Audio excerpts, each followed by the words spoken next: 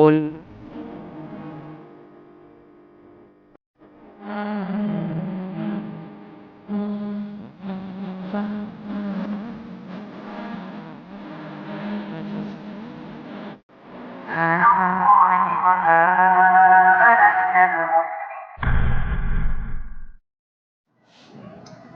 Bismillahirrahmanirrahim. Assalamualaikum warahmatullahi wabarakatuh.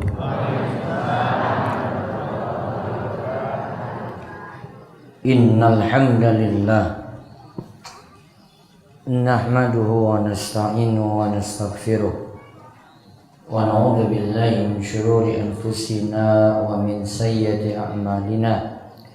Man yahdihillahu fala mudilla lahu wa man yudlil fala hadiyalah. Wa asyhadu an la ilaha illallah wahdahu la syarikalah wa asyhadu anna Muhammadan abduhu wa rasuluh.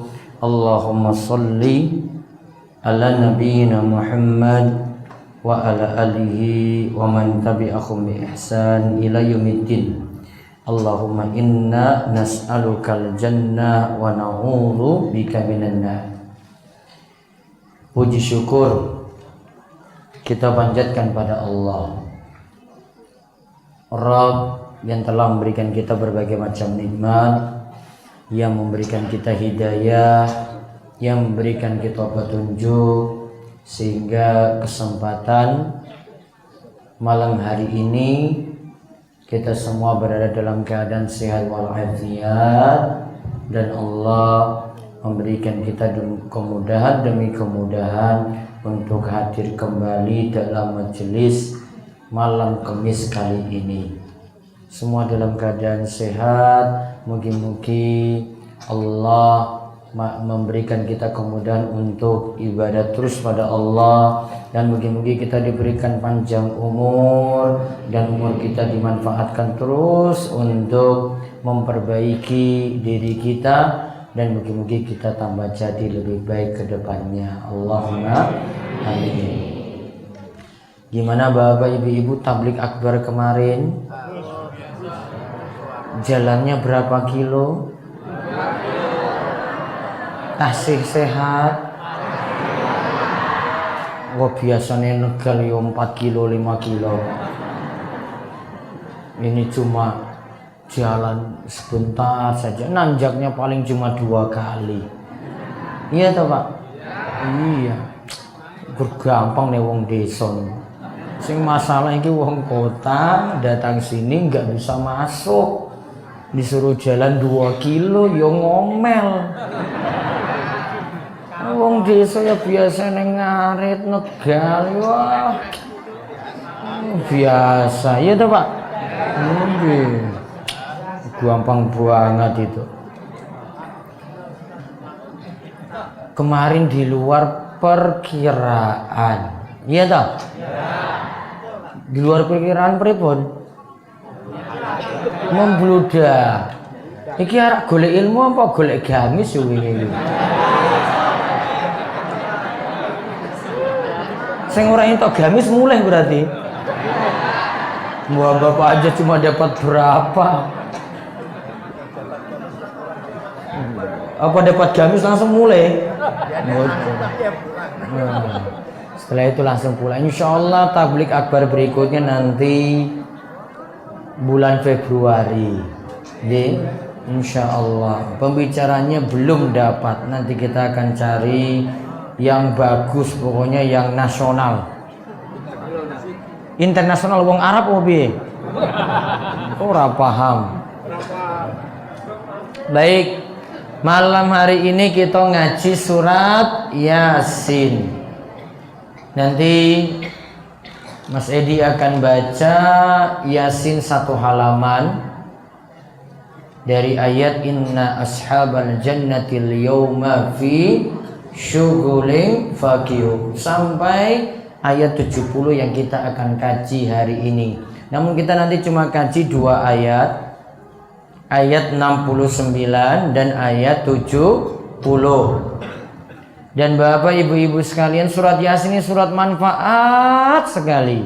Karena Masya Allah kita dapat faedah tentang akidah, tentang tauhid, memperkuat iman, semuanya kita dapatkan saking surat Yasin. Bahkan mungkin pengen ulang lagi ini surat Yasin sampai akidah kita itu bagus. Karena ya memang kita itu lemah dari sisi iman, lemah dari akidah, lemah saking tauhid. Apalagi di tengah-tengah kita itu masih banyak sekali kesyirikan. Sampai Allah itu belum juga nurunkan hujan. Ya hujan sudah turun, namun pengen turun lagi. Iya, yang deras apa yang gerimis?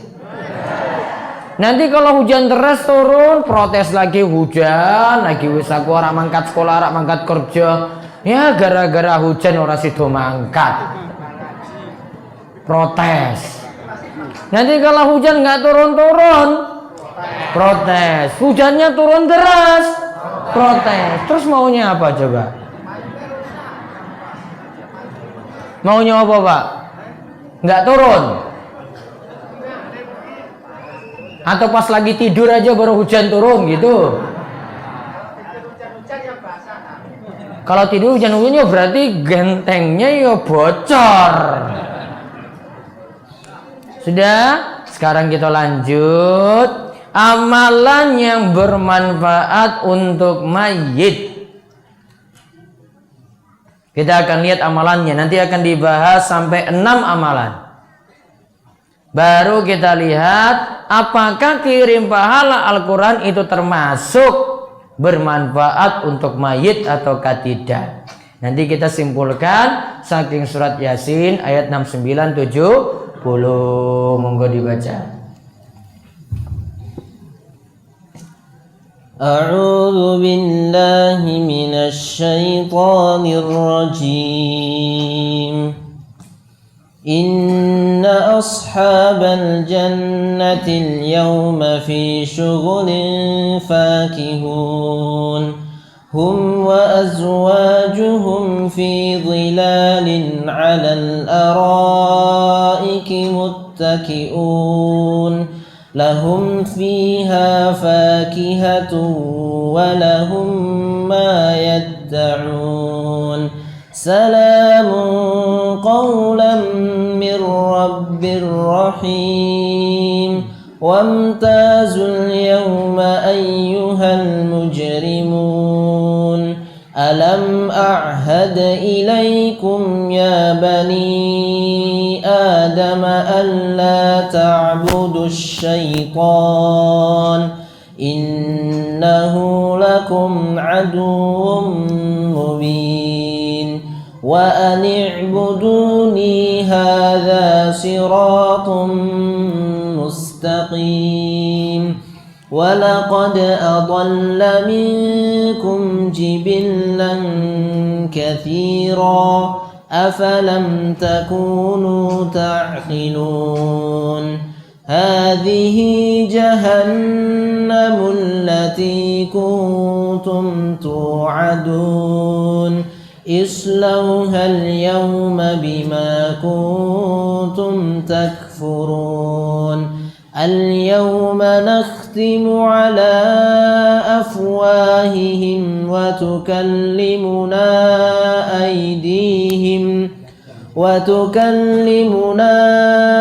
أيديهم وتشهد أرجلهم بما كانوا يكسبون ولو نشاء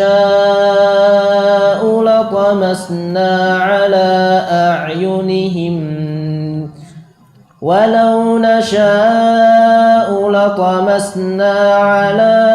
أعينهم فاستبقوا الصراط فأنى يبصرون ولو نشاء لمسخناهم على مكانتهم فما استطاعوا ولو نشاء لمسخناهم على مكانتهم فما استطاعوا مضيا ولا يرجعون ومن نعمره ننكسه في الخلق أفلا يعقلون وما علمناه الشعر وما ينبغي له إن هو إلا ذكر وقرآن مبين لينذر من كان حيا ويحق القول على الكافرين.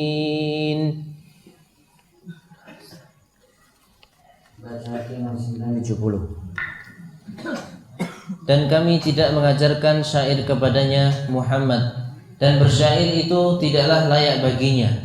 Al-Quran itu tidak lain hanyalah pelajaran dan kitab yang memberi penerangan, supaya dia Muhammad memberi peringatan kepada orang-orang yang hidup hatinya, dan supaya pastilah ketetapan azab terhadap orang-orang kafir. Baik. Surat Yasin ayat 69 sampai 70. Insyaallah surat Yasin itu luar biasa. Saya yakin Bapak Ibu sebagian itu sudah hafal surat Yasin, bahkan jadi amalia. Sama juga, saya juga sudah hafal. Ya, enak gak surat Yasin dibaca? Masya Allah, sejuk sekali kan? Iya. Namun bacanya ora banter-banter, ora sak nafas, ya, ora balapan, ora kejar target, ya, kejar tayang, ya kan? Nah, baca ini nyantai, saayat stop direnungkan, ya kan? Saayat lagi berhenti lagi direnungkan, wah itu enak banget. Kita kan sudah bahas tadi tafsirnya ayat demi ayat. Insya Allah ini kalau ini sudah rampung, ini kita tinggal sehalaman lagi loh ini. Ya, tinggal sehalaman lagi saking surat Yasin. Ya, ini halaman sebelum halaman terakhir. Ya, tinggal nanti satu halaman lagi baru rampung itu surat Yasin. Pengen ulang lagi apa? Ganti surat lain. Ulang lagi saja. Ih, enak banget loh. Ya, Yasin aja terus ya toh. Nah, yang penting kan kita dapat manfaat. Nah, sekarang lihat diterangkan di sini, wa ma'allamnahu syi'ra wa ma yanbaghi lah in huwa illa dzikru wa qur'anum mubin. Nabi Muhammad SAW itu, ya, di sini dikatakan, dan kami tidak mengajarkan syair kepada Nabi Muhammad. Karena kalau Allah itu ajarkan syair berarti Al-Quran itu dibuat-buat oleh Nabi kita Muhammad SAW. Al-Quran itu murni wahyu saking Allah. Kalau disebut Al-Quran itu syair, ya, kalau disebut Al-Quran itu syair, berarti Al-Quran ini cuma dibuat-buat oleh Kanjeng Nabi. Karena Allah ajarkan sudah, Nabi SAW itu buat nanti syairnya kayak gini. Nabi nggak diajarkan kayak gitu. Dan orang-orang Arab yang punya sastra tinggi, sastranya luar biasa, Masya Allah bahasanya begitu bagus, nggak bisa membuat semisal Al-Quran. Sastra Arab itu luar biasa loh Bapak Ibu-Ibu. Kalau mau melakukan pendekatan dari bahasa yang ada di Indonesia, ya, bahasa yang saya pelajari sampai saat ini, ya, dua bahasa itu yang saya paling akui itu paling bagus. Yang pertama bahasa Arab, yang kedua itu bahasa Jawa. Itu tingkatannya tinggi sekali dari sisi kesastraan. Dari bahasa Jawa dengan bahasa Arab, ya, tingkatan sastranya itu ada. Untuk membuat kalimatnya jadi halus, ada kan dalam bahasa Jawa? Ya, itu dalam bahasa Arab juga ada. Mau bicara dengan orang, mau bicara dengan tamu, ya, mau suruh makan, mau bicara biasa bisa, mau bicara dengan bahasa lebih halus dalam bahasa Arab itu bisa. Kalau bahasa kita, bahasa kasarnya, kalau bahasa Arab, misalnya suruh makan, kulu. Namun kalau mau bahasa halusnya, ala ta'kulun. Sama artinya silahkan makan, namun sastranya lebih luar biasa. Tingkatan seperti ini tidak ditemukan dalam bahasa Inggris. Ya, bahasa Inggris itu tidak ditemukan, ya, tingkatan dari sisi menghormati orang itu bagaimana? Nggak ada dalam bahasa Inggris, Bapak Ibu. Saya belajar bahasa Inggris, nggak temukan seperti itu bahasanya. Ya, dalam bahasa Indonesia juga enggak kan? Enggak. Itu cuma ada dalam dua bahasa tadi yang selama ini saya pelajari. Ya, karena saya pelajari bahasa Arab, ya, bahasa Inggris. Di Jawa yang ngertine ya Jawa. Ya. Nanti kalau balik neng Papua yo Papua. Nanti ke Ambon yo Ambon. Ya, paling bahasanya paling berat bahasa Arab. Sastranya itu paling tinggi. Maka kalau orang itu bisa nikmati bahasa Arab, Masya Allah, ketika dia itu renungkan Al-Quran itu bisa sambil nangis-nangis loh. Kalau dia itu tahu arti saking ayat-ayat yang dibaca, itu bisa sambil nangis. Bukan ikut-ikutan orang nangis, ya, namun dia itu renungkan. Ngerti artinya, Masya Allah, kok didapati artinya seperti itu. Sek kono iki merenung apa ngantuk kuwi?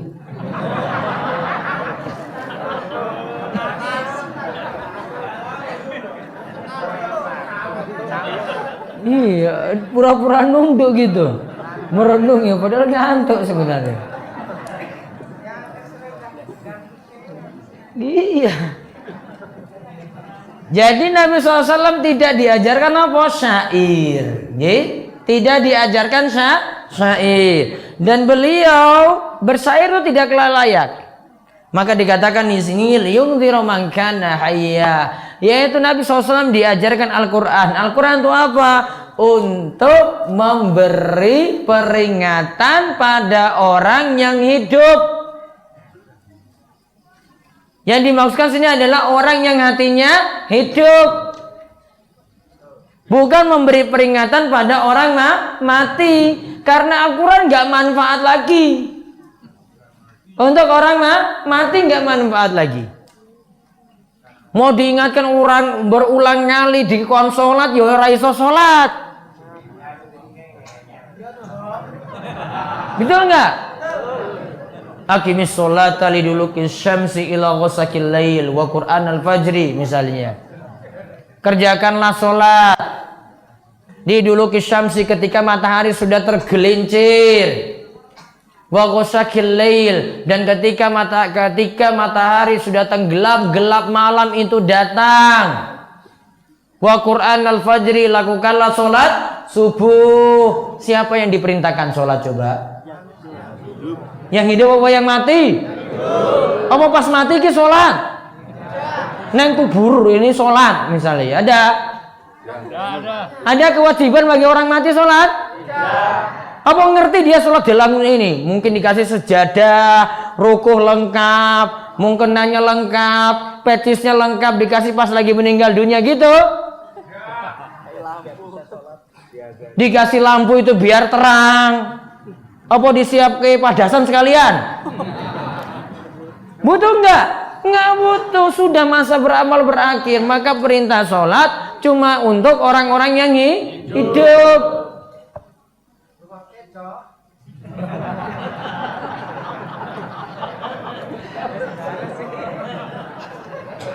Untuk saiki orang melu dauro, kalau iki melu kabeh iki wis Tom and Jerry tenan.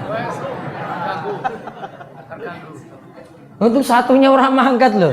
Jadi tenang banget kemarin, alhamdulillah khusyuk sampai 4 hari rampung, nggak ada gangguan.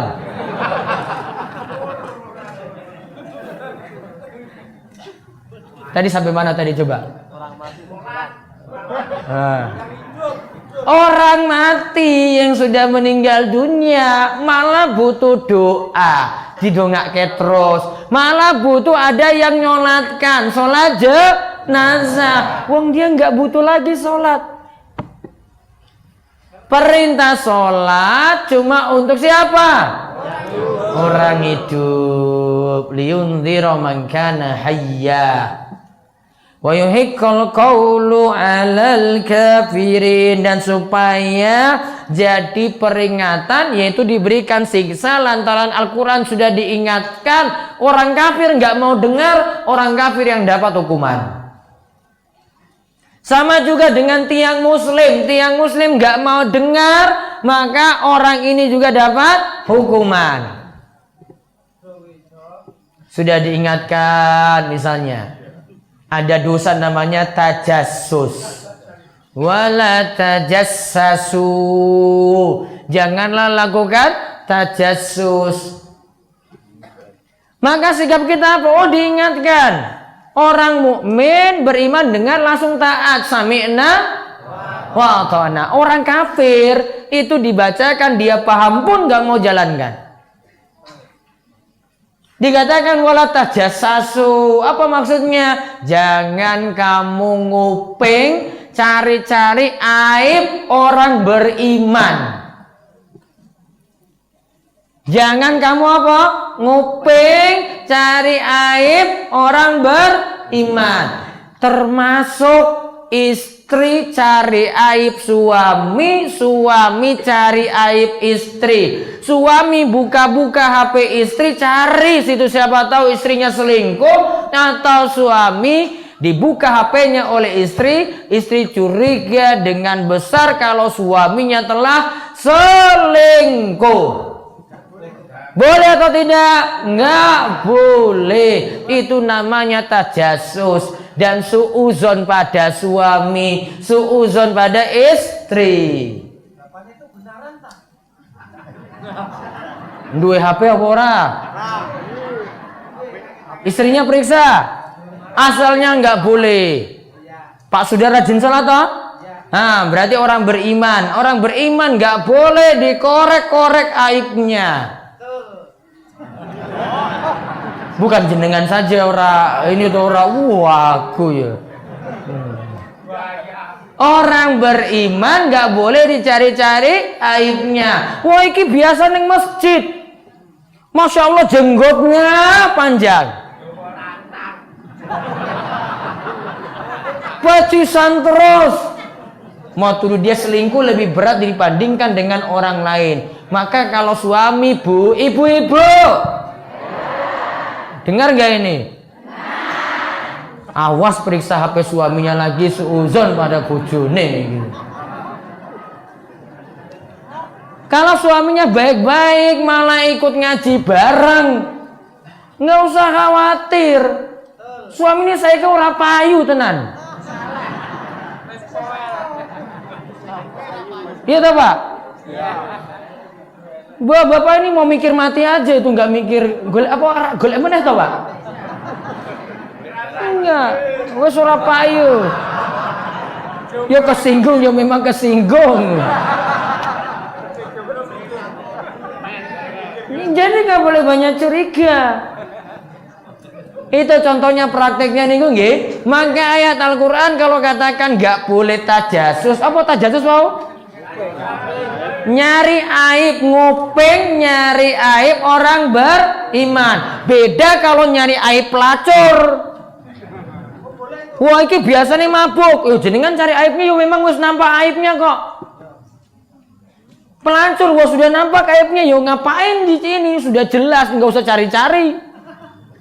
Kalau orang beriman boleh nggak? Nggak boleh. Harus husnuzan dulu. Paham ini ibu-ibu? Boleh nggak kalau gitu buka HP suami? Ngapain? Suamiku kok baik kok, ngapain dicurigain terus? Iya toh? Boleh nggak buka dompet suami? Boleh.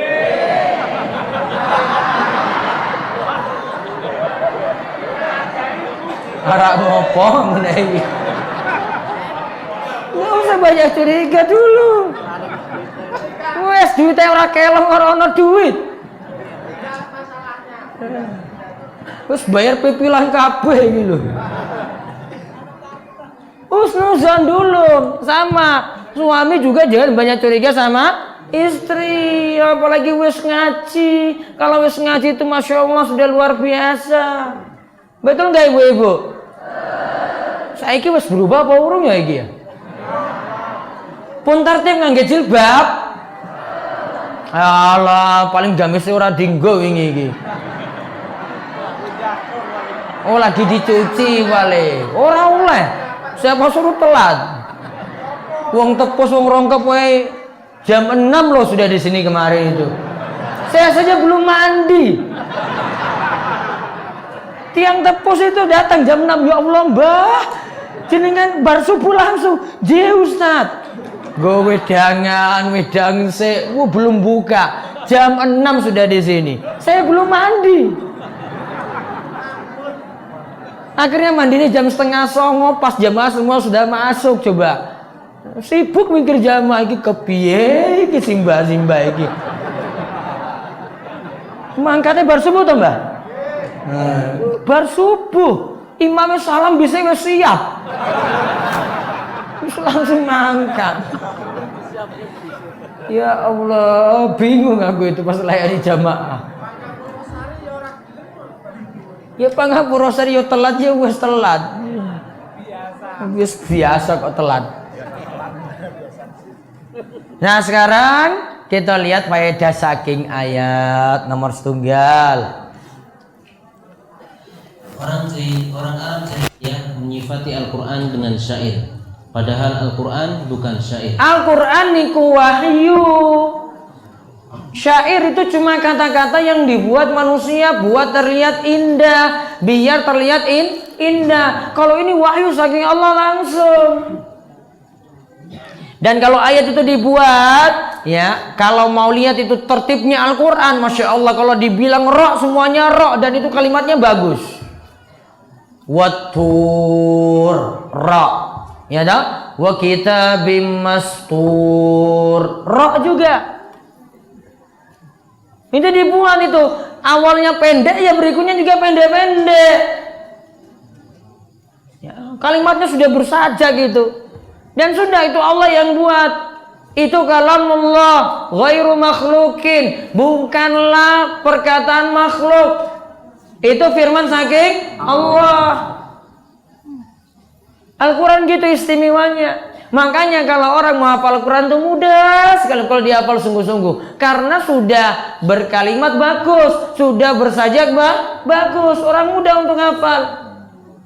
Wal 'adiyati dhabha, fal muriyati qadha. Hak semua kan? Coba lihat pas.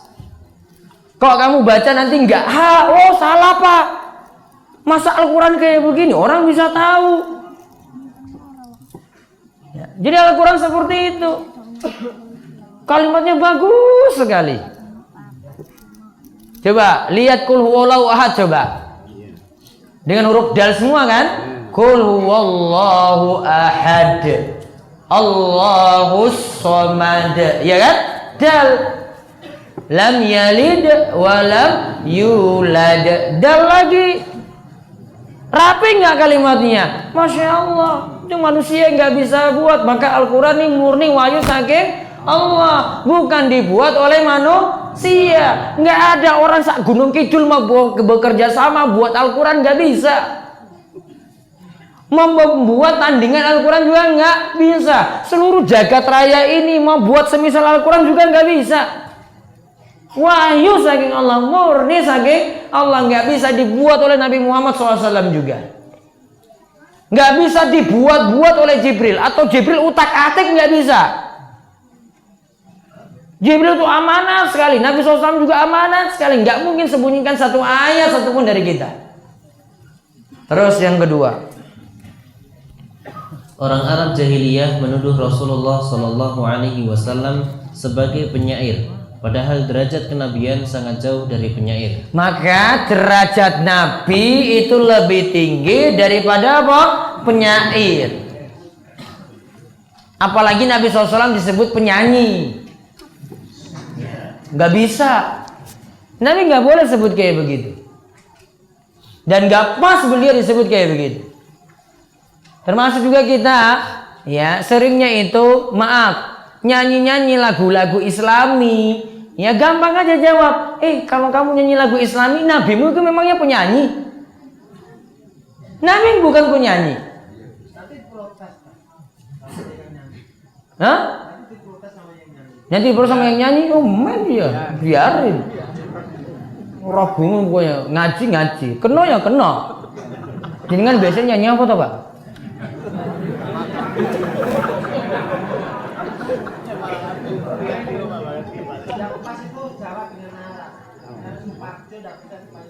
Iki wingi ngaji apa ora iki sik tabligh akbar. Ora mangkat paling. Apa kemarin ustadznya bahas? Gur ngertine judulnya iki.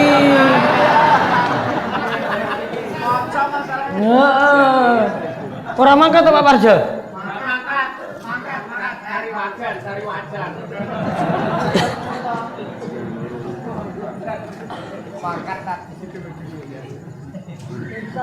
Maka kalau mau melihat, apalagi kalau sudah solawat-solawatan dan itu memakai nyanyi-nyanyian dan akhirnya muji Kanjeng Nabi secara berlebihan, wah itu punya masalah besar.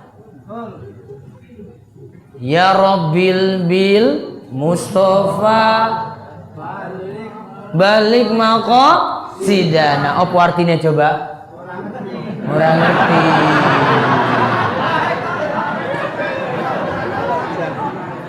Itu lagi tawasul dengan Kanjeng Nabi. Ya Robku, ya Robbi bil Mustafa, dengan perantaraan nabiku.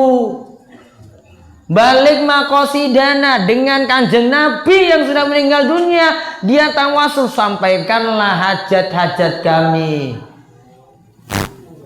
Seperti itu bid'ah, tidak ada tontonan.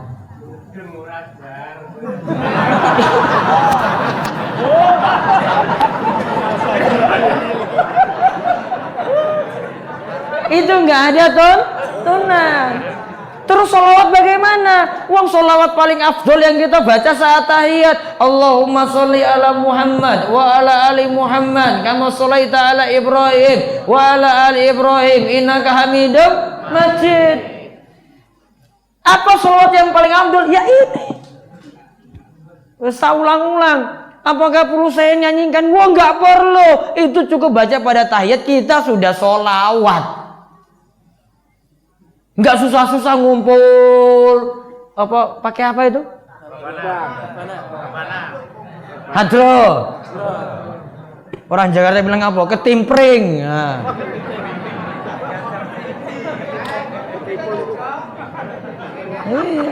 Nggak perlu. Salawat bagaimana? Salawat saja. Allahumma sholli ala Muhammad. Manfaat nggak salawatnya? Manfaat. Dan entok pahala, dapat pahala. Walaupun adanya biasa, Allahumma sholli ala Muhammad, dapat pahala itu. Wes sholawat lagi.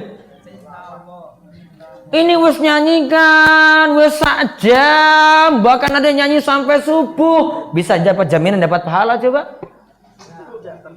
Subuh ditinggal ke malahan. Apa ditunda sampai jam 7? Iya kan? Kalau nggak ngantuk. Betul nggak Bapak? Itu makanya. Jadi salawat biasa. Jadi biar berkurang ini. Waduh nanti ordernya susah Ustaz. Main aku orang mikir ordermu. Saya nggak diorder lagi, sudah biarin. Siapa yang nanggung rezeki coba? Kalau seandainya dia tinggalkan pekerjaan yang bermasalah, emangnya bisa mati langsung? Enggak. Siapa yang kasih rezeki? Allah. Kalau belum waktunya mati, yo tetap nggak mati. Hidup. Namun nggak tahu punya utang atau enggak. Nah, terus maksud Al-Quran adalah zikir. Nomor 3. Maksud Al-Quran adalah zikir ada 3 makna. Pertama, Al-Quran adalah peringatan dan berisi nasihat. Kedua, Al-Quran adalah bentuk zikir yang paling utama. Ketiga, Al-Quran adalah kemuliaan, sehingga yang berpegang teguh dengan Al-Quran menjadi orang-orang mulia. Lihat, Al-Quran adalah peringatan dan berisi nasihat. sehat. Yang kedua, Al-Quran itu jadi zikir yang paling utama. Kita baca la ilaha illallah, la ilaha illallah dibandingkan dengan baca Al-Quran. Baca Al-Quran lebih afdol. Baca Al-Quran zikir yang paling utama, Bapak Ibu-ibu. Jangan baca subhanallah, subhanallah, subhanallah dibandingkan dengan baca Al-Quran, mana yang lebih afdol? Baca Al-Quran. Kecuali kalau memang waktunya paling bagus untuk baca zikir, misalnya bar sholat. Bar sholat baca apa? Astagfirullah, astagfirullah, astagfirullah. Allahumma antas salam wa minkas salam. Tabarakta ya dzal jalali wal ikram. Itu paling afdol dibandingkan baca Al-Quran. Karena nanti Al-Qurannya masih bisa ditunda. Paham ini? Karena bar sholat bukan langsung pegang Al-Quran baca. Namun bar sholat diperintahkan apa? Baca zikir. Sudah rampung zikir, mau berdoa silahkan. Setelah itu baca Al-Quran. Nah, waktunya pas. Zikir itu yang paling utama adalah baca Al-Quran. Lebih utama. Terus di sini katakan lagi Al-Quran itu kalau kita berpegang teguh dengannya maka kita jadi orang yang mulia. Berarti jauh saking Al-Quran, jauh saking kemuliaan. Jauh saking Al-Quran, jauh saking kemuliaan. Berarti kita semakin mulia kalau berpegang teguh dengan Al-Quran. Ditambah lagi pelengkapnya yang mendukung Al-Quran adalah hadis Nabi kita Muhammad Sallallahu Alaihi Wasallam. Terus yang keempat, Al-Quran itu disifati dengan mubin, yaitu penerangan. Maksudnya Al-Quran itu menjelaskan segala sesuatu, sehingga apa saja yang dibutuhkan manusia dijelaskan dalam Al-Quran, baik dengan penjelasan yang tegas, sharih, yang tanpa jelas, isyarat, atau penjelasan yang sifatnya umum. Al-Quran itu sangat-sangat jelas, sangat-sangat terang, dan menjelaskan macam-macam masalah, menerangkan berbagai macam kebutuhan. Kalimatnya super tegas. Ya, kalimatnya super tegas. Makanya kalau mau semakin paham, kita ini bukan orang Arab. Kalau nggak paham, buka terjemah Al-Quran. Sudah punya terjemahan Al-Quran? Dibaca atau tidak? Nanti Ramadan.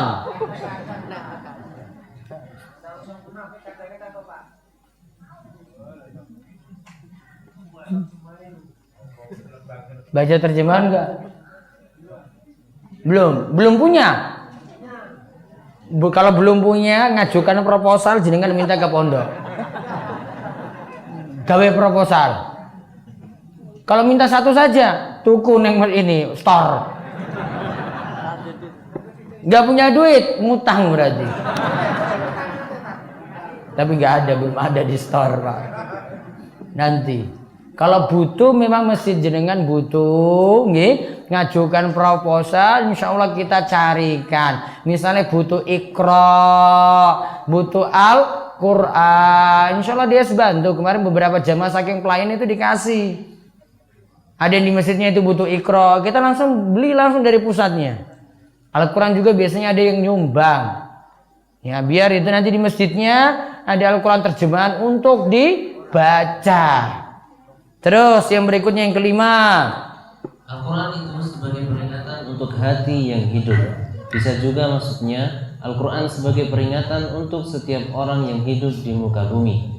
Dua makna ini disebutkan oleh Ibnu Katsir. Lihat, peringatan bagi orang yang hidup yang pertama, Al-Quran untuk orang yang hatinya hidup. Hati hidup itu bagaimana? Kalau Al-Quran itu masuk langsung menerima. Kalau Al-Quran dibaca langsung bisa renungkan. Kalau Al-Quran itu masuk dalam hatinya langsung ingin diamalkan. Mungkin kita jadi golongan yang pertama ini. Ada Al-Quran yang bolak-balik masuk, nggak masuk juga, nggak diterima mental begitu saja. Mau diamalkan juga nggak mau, dia tolak semuanya. Bahkan ada yang panas kalau dengar Al-Quran, berarti wong kesurupan. Ciri-ciri kesurupan apa Pak, Bu? Kalau dengar Al-Quran malah panas, dengar azan malah kabur, ya koyo setan. Namun kalau dia dengar Al-Quran bisa renungkan, nah hatinya lagi hidup. Namun kalau kau dengar Al-Quran, kok malah waduh semua berhenti ini semua banget. Nah itu ciri-ciri lagi kesurupan, ada jin dalam tubuh itu. Terus diapain kalau gitu? Ruqyah ini apa tuh ruqyah? Dibacakan mantra nopo Al-Quran? Dibacakan apa? Surat apa? Paling gampang ya, ingat ini surat yang paling gampang untuk ruqyah. 1. Al-Fatihah. 2. Ayat kursi. 3. Surat Al-Ikhlas. 4. Surat Al-Falaq. 5. Surat An-Nas. Ulang, ini 5. 1. Al-Fatihah. 2. Ayat kursi. 3. Al-Ikhlas. 4. Al-Falaq. 5. An-Nas. Itu tadi bisa digunakan untuk baca ruqyah. Bisa sebagian ulama itu menggunakan media air, dia baca nih Al-Fatihah. Bismillahirrahmanirrahim. Alhamdulillahirabbil alamin arrahmanirrahim. Sudah selesai, suruh minum orang yang tadi kemasukan jin. Ini media namanya. Digunakan untuk sarana. Dibacakan ke airnya. Yang penting orang merokok sih. Orang mempan nanti di sini. Lagi tarik rokok terus moco Al-Fatihah terus masuk sini, penyakit ini nanti untuk orang yang kesurupan. Dia mungkin mau keluar karena tadi asap rokok gitu, bukan karena Al-Quran. Karena bau rokok. Dan memang itu setan itu sangat suka sekali pada rokok. Ya sudah, malah dihinggap di situ terus, nggak sembuh-sembuh. Ya Allah. Kita yang pundi tuh Pak niku. Terus yang keenam, orang kafir tidak mungkin mengambil manfaat dari Al-Quran. Begitu pula siapa saja yang tidak mau mengambil manfaat dari Al-Quran sama sekali, maka ia kafir. Jika ada yang hanya mengambil sebagian Al-Quran dan menolak sebagian yang lain, berarti ada bagian kekafiran dalam dirinya. Nah lihat, Al-Quran itu kita ambil seluruhnya, enggak milih-milih. Ada hukum sholat, ya dijalankan. Ada hukum zakat, ya dijalankan. Ada hukum puasa, ya dijalankan. Ada peringatan selingkuh, ya ditinggalkan. Ada peringatan mabuk, ditinggalkan. Jangan milih-milih. Aduh Ustaz, saya mabuk ya memang saya tinggalkan, namun selingkuh nggak bisa. Itu namanya ambil sebagian, tinggalkan sebagian. Kalau mau jalankan gimana? Yang tadi semua tadi, sholat dijalankan, puasa dijalankan. Kalau dilarang selingkuh, ditinggalkan. Dilarang mabuk, ditinggalkan. Nggak milih-milih. Wah, iki aku rasa sanggup ya. Iki ayu banget iki selingkuhanku. Oh meneh. Itu namanya ngambil sebagian, tinggalkan sebagian. Kalau untuk Al-Quran kita laksanakan semuanya, nggak milih-milih. Paham ini Bapak Ibu? Boleh nggak dia selingkuh aja, yang penting nggak mabuk? Boleh nggak kayak gitu? Nggak boleh. Atau boleh dia tinggalkan selingkuh namun mabuk sedikit-sedikit aja? Boleh? Nggak boleh. Tinggalkan semuanya. Ambil semua, itu dilaksanakan. Tinggalkan yang haram-haram, ditinggalkan semuanya. Nggak boleh milih semaunya saja, rusak agama ini. Terus berikutnya lagi. Ad-Dhahhak rahimahullah menyatakan bahwa Al-Quran itu rahmat bagi orang mukmin dan perkataan yang menghujam bagi orang kafir. Al-Quran itu rahmat, kasih sayang untuk orang mukmin. Namun menghujam orang kafir. Itu jadi masalah besar bagi orang kafir karena hujatun alaik. Al-Quran itu adalah hujah yang mencelakakan orang kafir. Namun kalau untuk orang beriman, Al-Quran itu menjadi pendukung, menyupport orang-orang beriman, ditolong dengan Al-Quran yang diamalkan.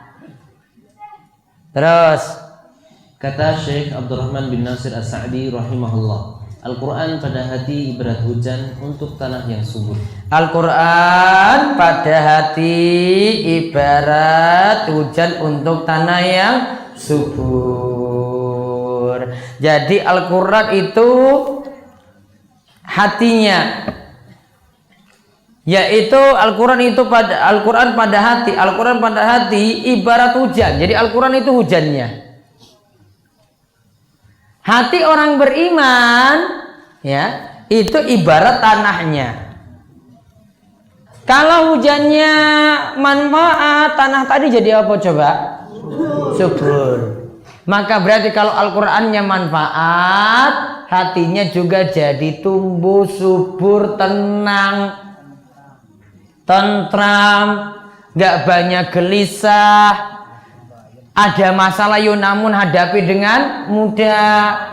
Punya utang yo hadapinya yo nyantai. Nggak mikir stres-stres banget. Nggak sampai dia juga gantung diri. Ada nggak orang yang mikir utang gantung?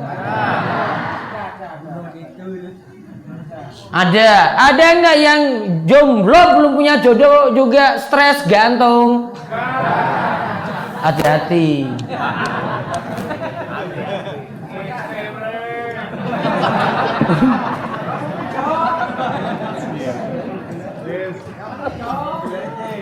Buat digolek atau apa kasihan itu. Kasihan sudah tahun itu loh. Masa dia cari yang umur 10 tahun nanti.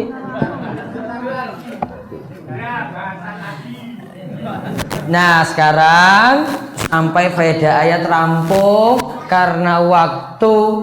Maka bahasan berikutnya nanti buletin dibawa lagi untuk pertemuan berikutnya. Tak bahas pelan-pelan biar nanti langsung masuk dalam hati.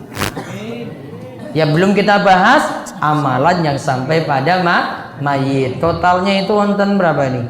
6 amalan. Berarti berikutnya bawa buletinnya nggih? Bawa buletin. Tapi nanti ada yang nggak dapat? Wes tak kopi meneh.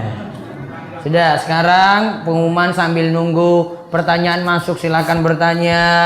Namun jangan dulu pulang, ibu-ibu terutama. Ya, suaminya masih di sini, suaminya belum pulang. Ibu duluan hati-hati, suaminya bisa macam-macam loh itu. Nah, pengumuman pertama, bapak-bapak yang kemarin atau ibu-ibu yang ikut daurah belum dapat sertifikat, nanti ambil di pos security, pos satpam. Karena ada yang sudah pulang langsung, tinggal ambil di pos satpam. Kemudian yang kedua, untuk pengajian saya umumkan berikut ini. Malam Sabtu di Karangrecek ada seperti biasa. Besok Jumat apa ya? Jumat? Bukan Wage itu sih. Waduh, tak kira Jumat Wage mau libur saya itu. Berarti Jumat Pahing, khotbah Jumat di Masjid Jenderal Sudirman. Terus habis itu ngisi di Giriwungu. Giriwungu nggak tahu nanti di mana tempatnya. Di Curug ya Masjid Al? Udah. Nanti habis Jumatan sampai jam 2. Terus malam Sabtu tetap ada kajian di Masjid Al Azhar Karangrecek seperti biasa, hadir. Ya, untuk Nasari sekitarnya. Terus hari Sabtu apa sih, Su? Oh, saya terbang Jakarta. Namun malamnya malam Minggu itu di mana? Selang, di terminal J. Tapi di dalam ruangan. Di dalam ruangan dengan bahasan nusul ya. Nanti ba'da ngisa sampai jam 9. Ya, insyaallah kita ngaji, bukan sholawatan. Ngaji, dalami ilmu. Ya. Apa Pak? Bukan istighosah. Ya, ini lagi ngaji. Terus minggunya minggu apa sesuk? Ya, minggu wage. Untuk bapak-bapak yang biasa ikut ahad pagi di sini silakan hadir ahad pagi besok. Seperti biasa bar subuh sampai nanti jam 6. Setelah itu sarapan pagi. Yang belum dapat buku Bulughul Maram insyaallah lagi diusahakan untuk ada. Terus tanggal itu juga ahad wage berikutnya di Pantai Sunda. Masya Allah, jalan-jalan meneh aku. Ya, neng Pantai Sunda. Itu untuk tepus Tanjung Sari nggih? Yang lainnya nggak boleh kan? Oh boleh, ngaji boleh. Masuknya bisa gratis. Oh bisa, oh boleh gratis, boleh. Tapi ngaji ora jalan-jalan. Engko ora delok pantai ora ngaji. Ya ngaji di Pantai Sunda nggih. Ahad wage besok jam 7 sampai selesai. Kemudian jam 9 itu di Pondok Thoriqul Mukminin Semanu. Sampai selesai. Jam 9 di Pondok Thoriqul Mukminin Semanu. Di daerah apa itu ya Pondok Thoriqul Mukminin ya? Praga itu ya, masuk Praga ya, iya. Di Praga Semanu di Pondok Thoriqul Mukminin. Terus Senin, Selasa, Rebu depan tetap ada seperti biasa. Nanti untuk pengajian keliling Panggang saya akan beritahu menyusul. Nah, pengumuman terakhir, bapak-bapak, ibu-ibu yang punya anak siap untuk dikhitan. Ini DS sudah siapkan program seperti tahun lalu, biayanya gratis, tes. Tolong Pro Takmir nanti koordinasikan. Mudah-mudahan minggu depan itu sudah ada formulir, tinggal panjenengan ngisi. Ye, seperti tahun lalu. Nanti kita tanggung uang transport, uang pemeriksaan, kemudian uang saku, dapat tas, dapat koko, sarung, pecis, kurang apa meneh coba? Apa lagi? Sampai nanti sudah disunat, sudah dikhitan, terus pemeriksaan dokter lagi ditanggung. Nanti yang menyelenggarakan PKU kerjasama dengan Darussolin, PKU Muhammadiyah Wonosari. Ya, tolong nanti didata. Insya Allah kalau formulir sudah siap, nanti akan diserahkan kepada Pro Takmir untuk daftarkan anak-anaknya yang butuh sunat. Seperti biasa tanggal 25 Desember. Ya, tanggal 25 Desember untuk sunatan masal tadi. Baik, nggak boleh ada yang gerak, nggak boleh ada yang bubar nih, Ibu. Ibu bubar nggak ini? Nganton apa mboten, Bu? Orang rumpi. Orang rasani aku loh.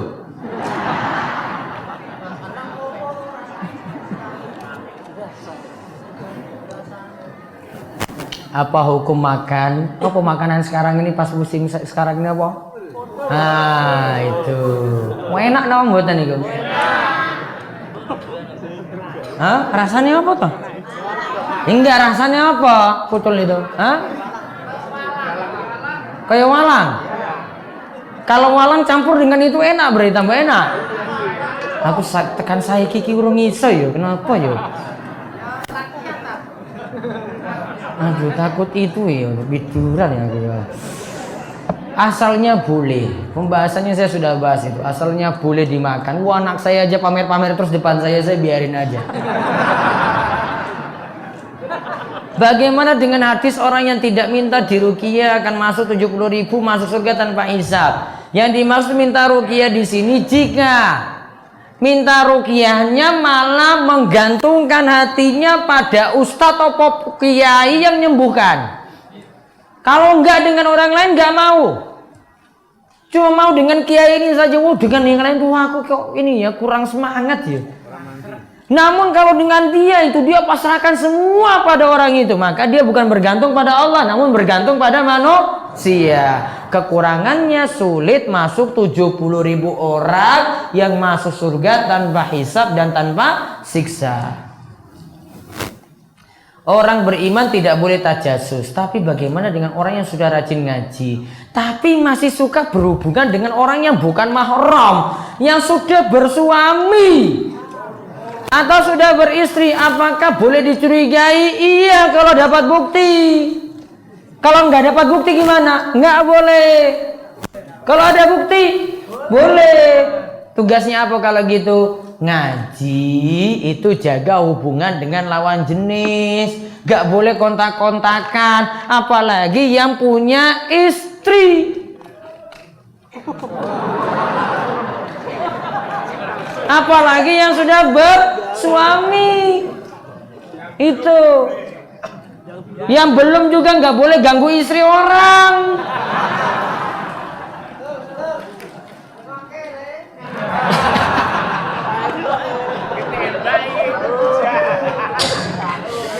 Itu kalau itu namanya skak mati itu kayak gitu. Raiso gerak-gerak itu. Bagaimana dengan keimanan orang tersebut yang sudah rajin ngaji, mengetahui aturan tetapi masih melanggarnya? Ya dosa. Berarti ngajinya ya kok punya hubungan kayak gini, ya berarti ngajinya ya orang manfaat. Gitu.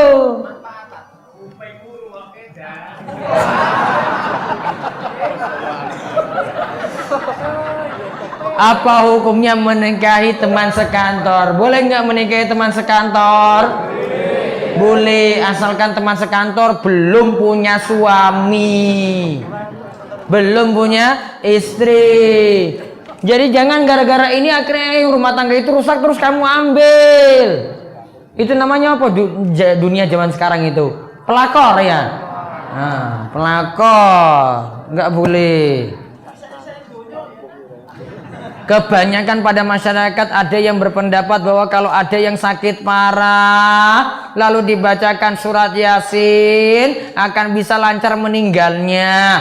Bagaimana menepis anggapan seperti itu Ustadz? Syekh Muhammad bin Jamil Zainu katakan anggapan seperti ini akan menganggap gini. Ada orang yang belum meninggal dunia karena ada di sampingnya itu setiap ada yang sakit kayak gini dibacakan Yasin, keluarganya langsung protes, itu belum mati, itu belum mati.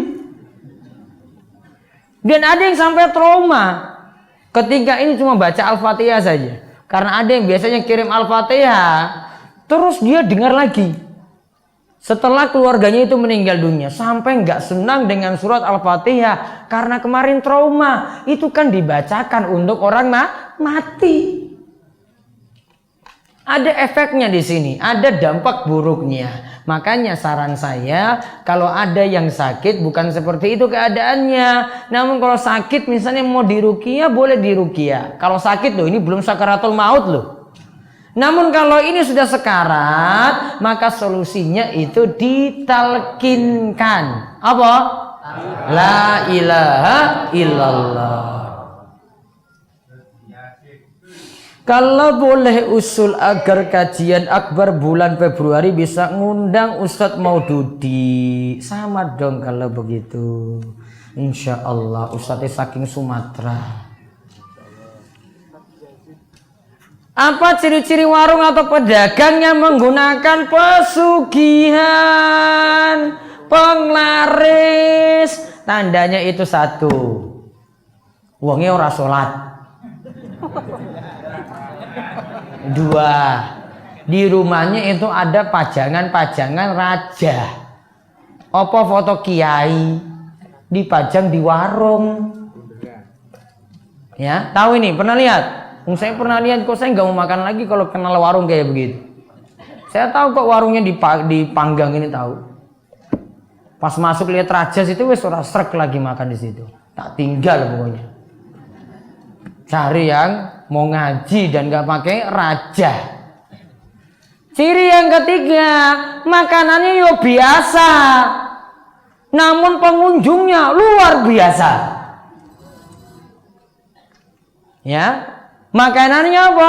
Biasa, bakso. Ya kita rasakan yuk kayak gitu biasa. Namun kok iso ngantri ya Ustadz ya, ngantri panjang sekali. Wah itu patut dicurigai itu. Siapa tahu pakai apa? Itu. Apa kayak Ustadz kemarin bilang itu baksonya dikasih apa itu? Oh, ya Allah itu lebih parah lagi, celana dalam itu dalam kuah bakso coba.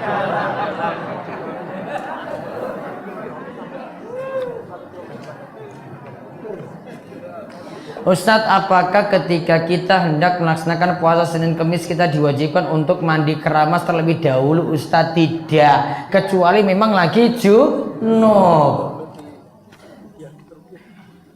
Ustadz, kalau kita sholat di masjid, sementara depan imam kanan kirinya ada tempat kubur atau makam orang kampung, itu bagaimana sholatnya? Sementara sekatnya hanya dinding masjid saja. Gini, kalau kubur dengan masjid itu satu pintu, apa satu pagar, maka tidak boleh sholat di masjid semacam itu. Namun kalau masjid dengan kubur itu tadi beda pintu, beda pagar, maka masih boleh sholat di situ. Berarti sudah dipisah. Terakhir, bagaimana jika seorang suami membuka-buka HP istri lantaran suami mengetahui istri memperoleh subhat dari HP, sehingga suami membuka-buka HP tersebut agar bisa menasihati istri supaya selamat dari pemahaman agama yang salah? Boleh. Karena nanti takut pemahaman agamanya itu salah. Namun kalau nggak ada kecurigaan seperti itu, nggak boleh. Dan suami punya tanggung jawab, anfusakum wa ahlikum nara. Jagalah dirimu dan keluargamu dari api neraka. Demikian, mudah-mudahan kita semuanya selamat saking neraka. Dan terakhir kita tutup dengan doa, mugi-mugi Allah memperkenankan supaya hujan segera turun di Gunung Kidul. Bismillahirrahmanirrahim. Alhamdulillahirabbil alamin, wassalatu wassalamu ala asyrafil anbiya wal mursalin nabiyina Muhammad wa ala alihi washabbihi ajmain. Allahumma aghithna, Allahumma aghithna, Allahumma aghithna mubarakan, Allahumma aghithna, Allahumma aghithna mubarakan. Ya Allah, ya Rabb kami, ampunilah segala dosa-dosa kami, ampunilah segala dosa kedua orang tua kami, ampunilah segala dosa seluruh warga masyarakat yang ada di Gunung Kidul. Mungkin dengan lantaran dosa kami semua ini, lantaran kesyirikan, lantaran dosa besar yang kami perbuat, Engkau sulit untuk menurunkan hujan. Ampunilah segala dosa-dosa kami, turunkanlah hujan yang penuh berkah, turunkanlah hujan yang penuh manfaat, turunkanlah hujan yang dapat menyuburkan tanah-tanah kami, yang dapat memakmurkan hasil pertanian kami, yang dapat menggemukkan hasil ternak-ternak kami, yang dapat menyejahterakan kami semuanya. Dan berikanlah kami rizki yang penuh manfaat, rizki yang penuh berkah, rizki yang dapat menyelesaikan utang-utang kami, dan jauhkanlah kami dari penyakit-penyakit yang berat, jauhkanlah kami dari keadaan jelek di waktu tua kami. Ya Allah, berikanlah hidayah pada orang-orang yang belum sholat. Ya Allah, berikanlah hidayah pada orang-orang yang belum mau ke masjid. Ya Allah, berikanlah hidayah bagi orang-orang yang masih gemar maksiat, masih gemar terjerumus dalam kesyirikan. Dan lantaran ini semuanya, turunkanlah hujan yang penuh berkah kepada kami ini. Ya Allah, berikanlah hujan yang penuh manfaat sehingga kami semua dapat semakin rajin untuk bersyukur kepadamu. Rabbana hablana min azwajina wa dzurriyyatina qurrata a'yun waj'alna lil muttaqina imama. Rabbana atina fid dunya hasanah wa fil akhirati hasanah wa qina adzabannar. Sallallahu ala nabiyyina Muhammad wa ala alihi washabbihi ajmain walhamdulillahi rabbil alamin. Demikian kita tutup kalian doa kafaratul majlis. Subhanakallahumma bihamdika asyhadu an la ilaha illa anta astaghfiruka wa atubu ilaik. Assalamualaikum warahmatullahi wabarakatuh.